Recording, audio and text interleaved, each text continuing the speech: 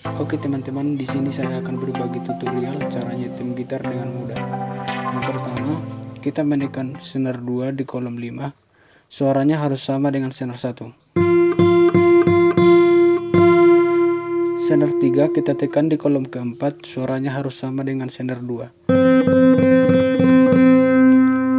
Senar 4 kita tekan di kolom kelima, suaranya harus sama dengan senar ketiga.